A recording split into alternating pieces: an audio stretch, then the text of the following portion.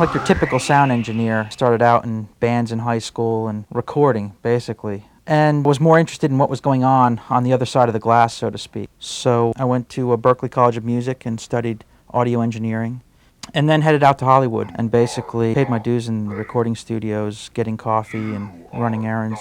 I started out doing some consulting for some video game companies. And then the opportunity here at Sony presented itself to build a recording studio, to build this facility, to do what I needed to do. A big part of my job here is sound evangelist, to go around to the producers and be involved from the beginning of the project. They're realizing how important a piece of the puzzle sound is, and talk to them about, what are their goals for this project? What would they like it to sound like? We go over a style guide, what movie soundtracks, what albums do they really like, and I take that information back and look it over and go through it and then get as close as I possibly can. Now I've got a few people that help me out. There's not enough hours in the day. I've got a guy named Nate Brenholt, who is an amazing sound designer. He can do amazing things with an oscillator. He can usually be found in his office doing a typical laser blast, gunshots, footsteps, explosions, except his are always a little bit huger, a little bit bigger than everyone else's.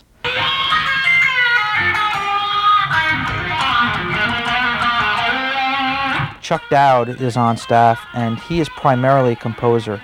He's doing the score for a game we're doing right now called Blasto.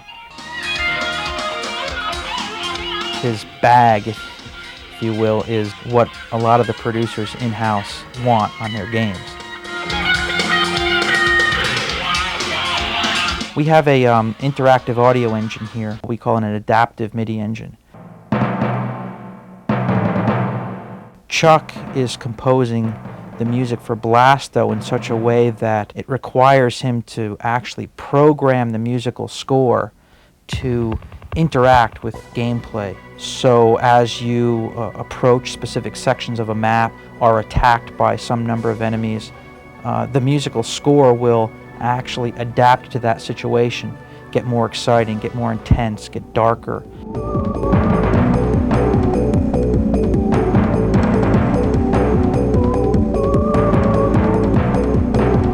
If you're just roaming around exploring, it'll get much more moody and just ethereal. And to the point where if you roam around long enough, the music will actually stop for a while, which is actually even more dramatic, because then when you come around a corner and there's an enemy, you'll get this explosive music will enter back in.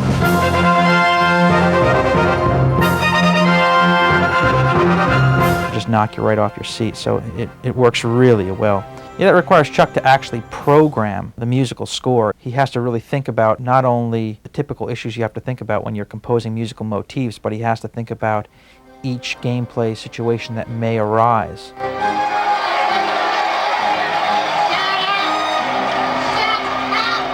It's amazing how it affects gameplay, how it really just punctuates the emotion.